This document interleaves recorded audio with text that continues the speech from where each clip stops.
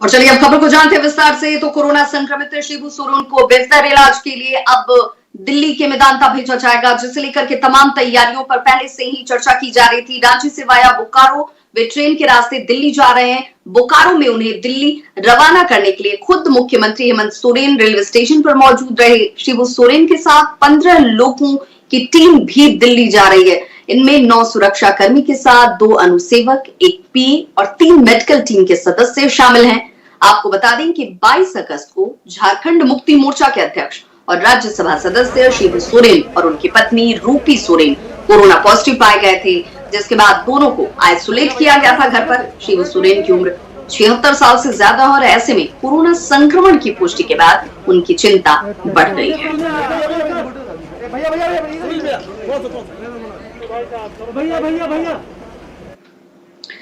तो अपने पिता शिबू सोरेन को गुरुग्राम के लिए रवाना करने के लिए खुद मुख्यमंत्री हेमंत सोरेन जो है वो बोकारो रेलवे स्टेशन पर मौजूद रहे। मुख्यमंत्री हेमंत सोरेन ने कहा कि चिंता की कोई बात नहीं है, लेकिन उम्र को ध्यान में रखते हुए और बैकलॉग टेस्ट को देखते हुए बेहतर उपचार के लिए ये कदम उठाए जा रहे हैं। उन्हें गुरुग्राम भेजा जा रहा है। जो उनका पुराना जो बैकलॉग चेकअप और स्वास्थ्य उपचार है वो पेंडिंग, क्योंकि कोरोना पॉजिटिव भी पाए गए हैं, तो इसमें थोड़ा सा एहतियातन के तौर पर हम लोग इनको बेहतर अस्पताल में, जहां पूरी तरीके से सभी कुछ सुरक्षित हो, वहां भेज रहे हैं। और झारखंड में इन दिनों शिलापट की सियासत जो है वो बढ़ गई है और इसीलिए अपने अपने नाम के शिलापट को लेकर के अब बयानबाजी का दौर भी शुरू हो चुका है। आपको बताते चले कि शिलापट लगाने से लेकर विपक्षी दलों के नेताओं के नाम को मिटाने और विपक्षी दलों के नेताओं के नाम लगे शिलापट को तोड़ने की तस्वीरें सामने आ रही है। इसकी एक बानगी रामगढ़ में देखने को मिली, जहां जलापूर्ति योजना के लिए बीजेपी नेताओं के नाम से लगे शिलापट को तोड़ दिया गया। बताया ये जा रहा है कि शिलापट को असामाजिक तत्वों की तरफ से तोड़ा गया। शिलापट के तोड़ने को लेकर सियासत भी अब शुरू हो चुकी है और सियासत से इसलिए से जोड़ा जा रहा है क्योंकि 23 अगस्त को जब शिलापट से नाम मिटाने की कोशिश की जा रही थी, उस दौरान विधायक अंबा प्रसाद वहां पर मौजूद थी और उनके समर्थकों ने शिलापट से नाम मिटाया था। आज असामाजिक तत्वों ने शिलापट को तोड़ दिया। ये दयनीय स्थिति है और बहुत निंदनायक है, निंदा करने योग्य है। इस तरह का व्यवहार करना उचित नहीं है और हमारे जनप्रतिनिधि के उपस्थिति में ऐसा करना बहुत ही घातक विषय है और इस तरह शोभनीय बात नहीं है। देखिए, ये तो गंदी राजनीति है और जैसा कि पता चला है कि 23 तारीख को यहाँ बड़कागांव के विधायक माननीय अंबा प्रसाद जी के उपस्थिति में यहाँ पर नाम जो पूर्व मुख्यमंत्री रघुवर दास जी, हमारे पेयजल स्वच्छता मंत्री माननीय चंद्र प्रकाश चौधरी जी और माननीय सांसद जयंत सिन्हा जी के नाम के साथ छेड़खानी हुआ है और ये सरासर गलत है और भाजपा निंदा करती है। बिल्कुल, ये तो गंदा काम है, ऐसा तो नहीं होना चाहिए। ये गंदगी जो फैलाने का काम कर रहा है, इससे लग रहा है कि राजनीति का है सो मोड़ बहुत है सो गर्माता चला जाएगा। ये सिद्धांत जो है बिल्कुल ही लोगों को गलत है। इस स्थिति के लिए हम लोग ग्रामीण भी उसका लिए विरोध करते हैं, ऐसा नहीं होना चाहिए। इसलिए किसी को मान सम्मान, ऐसा हम लोग को प्रधानमंत्री को जो ठेस पहुँचा है, इससे हम लोग बहुत घोर निंदा करते हैं। तो शिलापट पर अब सियासत गरमानी शुरू हो गई है और इसे लेकर के बीजेपी और आसू दोनों ने ही अपने विरोध को जाहिर कर दिया है। उनका ये कहना है कि जिस परिपाटी की शुरुआत की जा रही है वो कहीं से भी स्वीकार्य नहीं और इसीलिए इस पर विरोध जताना भी बेहद जरूरी है। रामगढ़ में बीजेपी और आसू का विरोध प्रदर्शन और इस दौरान नाराज कार्यकर्ताओं ने बुरकुंडा जनता टॉकीज के पास बड़कागांव विधायक अंबा प्रसाद का पुतला फूका है। इस दौरान बीजेपी और आसू कार्यकर्ताओं ने 1 किलोमीटर तक पैदल मार्च भी किया। शिलापट पर नाम मिटाने और शिलापट तोड़े जाने से नाराज कार्यकर्ता कल इसे लेकर FIR दर्ज कराने की तैयारी में है।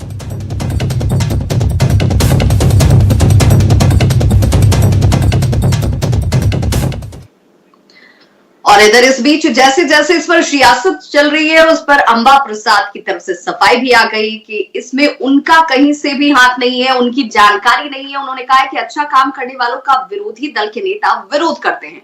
उन्होंने कहा कि सारे काम नियम पूर्वक ही किए गए हैं। वहां पे पूर्व मुख्यमंत्री और पूर्व ये जो मंत्री है उनका नाम लिखा हुआ था, फिर भी हमने उसी अवस्था में हम लोग शिलान्यास किए, जबकि किसी भी इंडिविजुअल आदमी का कोई योजना नहीं होता है। अगर मैं भी कोई योजना का अनुशंसा करूं और मेरे कार्यकाल के बाद दूसरे विधायक अगर आते हैं तो वही नियम पूर्वक उनका ही नाम लगेगा। वहीं इस पर बीजेपी सांसद संजय सेठ ने कहा है कि जिस तरीके की घटना सामने आई है, जो कांग्रेस के कार्यकर्ताओं की तरफ से ये तमाम चीजें की गई हैं, ये बहुत ही दुर्भाग्यपूर्ण है। लोग शिलापट से नाम हटा सकते हैं, दिलों से नहीं। प्रधानमंत्री के नाम को मिटाकर आप उनकी कीर्ति को मिटा पाओगे? ये स्वस्थ परंपरा नहीं है। भारतीय लोकतंत्र दुनिया का सबसे बड़ा लोकतंत्र है, उसकी परंपराएं हैं, उसकी शोभा है। उस शोभा की मिटाने की कोशिश करोगे तो सर्वत्र आपकी निंदा होगी। हमारी छोटी बहन है अंबा प्रसाद, काम करो, आप आगे बढ़ो, मेरी शुभकामनाएं हैं। लेकिन देश के प्रधानमंत्री का नाम, तत्कालीन मुख्यमंत्री का नाम, मंत्री का नाम, सांसद का नाम हटाओगे, बोर्ड पे हटा लोगे, लेकिन दिलो दिमाग से नहीं हटा पाओगे। और इस बीच बड़ी खबर रांची से आ रही है, जहां पर एनआईए का स्पेशल कोर्ट का गठन किया जाएगा रांची में। ये बड़ी खबर इस वक्त सामने आती हुई मुख्यमंत्री हेमंत सोरेन की तरफ से इसे लेकर मंजूरी भी दे दी गई है। रांची में स्पेशल कोर्ट का गठन किया जाएगा और इसके साथ ही झारखंड और जेपी आंदोलन के 11 आंदोलनकारियों को सरकार ने पेंशन देने का भी फैसला लिया है। इसके तहत आंदोलनकारियों या फिर उनके आश्रितों को 3,000 रुपए हर महीने पेंशन के तौर पर दिए जाएंगे। इन आंदोलनकारियों में हजारीबाग के 8 और रामगढ़ के 3 आंदोलनकारी शामिल हैं।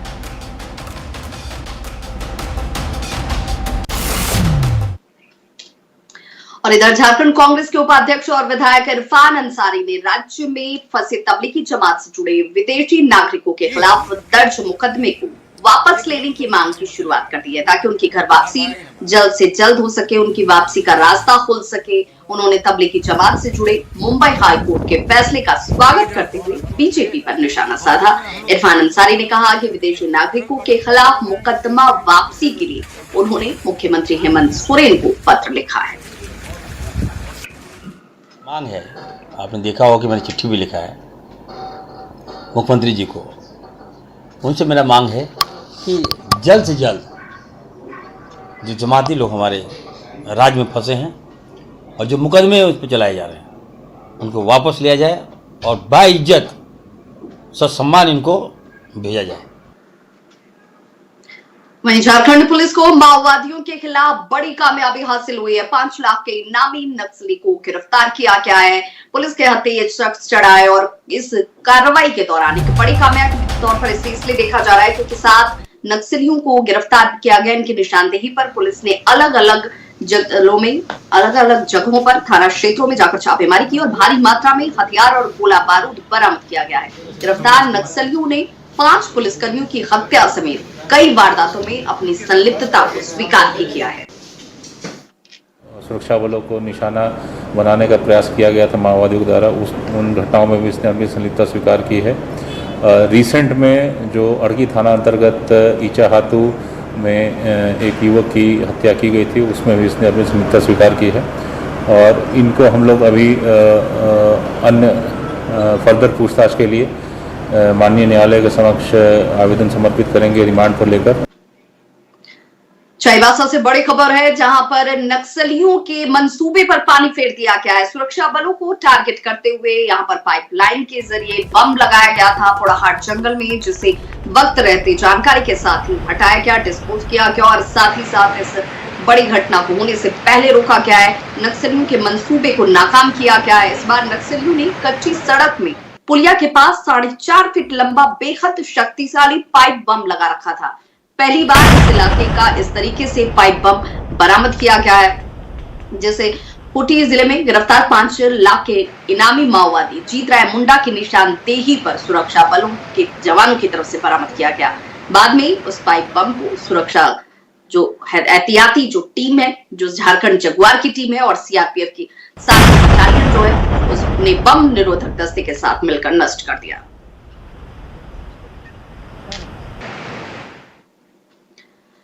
खबर जमशेदपुर से, जहां पर एक महिला कांस्टेबल ने अपने ही विभाग में काम करने वाले कांस्टेबल के ऊपर दुष्कर्म करने का आरोप लगाया। एक बड़ी खबर जिसमें महिला सुरक्षा कर्मी की तरफ से अपने ही विभाग के एक कांस्टेबल के ऊपर दुष्कर्म करने का गंभीर आरोप लगाया गया है। सिद्धपुरा थाना में आरोपी सिपाही अनिल कुमार के खिलाफ मामला दर्ज कर दिया गया है और आरोपी कांस्टेबल को पुलिस हिरासत में लेकर पूछताछ भी की जा रही है। बताया जा रहा है कि महिला कांस्टेबल सिपाही सिद्धपुरा के प्रोफेशनल कॉलेज में बने क्वारंटीन सेंटर में एक ही जगह ड्यूटी पर दोनों थे।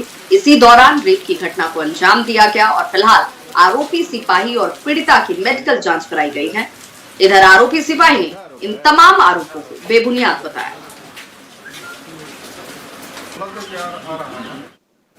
रेप करने का जो है आरोप लगाया। अच्छा, कहाँ रह के है वो, जानते हो उसको? नहीं, हम तो नहीं जानते थे। अच्छा, ड्यूटी आवर में जो है से मुलाकात हुई। अच्छा, प्रोफेशनल कॉलेज जो है सिद्धपुरा। तो लेडीज़ जो कांस्टेबल हैं वो आरोप लगा रही हैं कि मेरे साथ रेप किया है। अब इसका जांच चल रहा है। अभी कंफर्म नहीं है क्या हुआ है, लेकिन केस दर्ज हो गया है। अब आगे इन्वेस्टिगेशन में पता चलेगा इसका क्या सच्चाई है क्या नहीं। गोड्डा के मेहरमा में मुकबधिर नाबालिग लड़की से दुष्कर्म के मामले में मुख्य आरोपी को गिरफ्तार कर लिया गया है। इस शख्स की गिरफ्तारी के साथ ही कई तरह की जानकारियां भी सामने आती हुई। इस मामले में पुलिस ने 4 लोगों के खिलाफ FIR नामजद प्राथमिकी दर्ज कराई थी, जिसमें मुख्य आरोपी के खिलाफ पुलिस को सबूत भी मिले थे और आरोपी ने अपने जुर्म को कबूल भी कर लिया है। आपको बताते चले 22 अगस्त की रात को इस वारदात को अंजाम दिया गया था और अब मुख्य आरोपी मालिक यादव गिरफ्तार है। अभियुक्त है मालिक यादव, उनका जो है कल गिरफ्तारी आज जो है गिरफ्तारी करके आज कोर्ट में फॉरवर्ड किया जा रहा है। और एक और अन्य नाम मिथुन का नाम था, बट अभी अनुसंधान में हम लोगों को कोई ठोस साक्ष्य नहीं मिला है उनके विरुद्ध।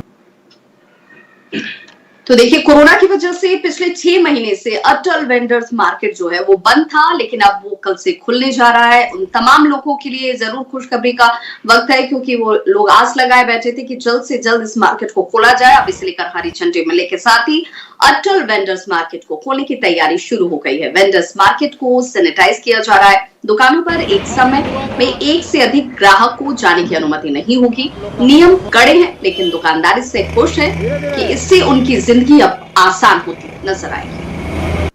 खुशी तो बहुत हो रही है, मगर खुल जाए।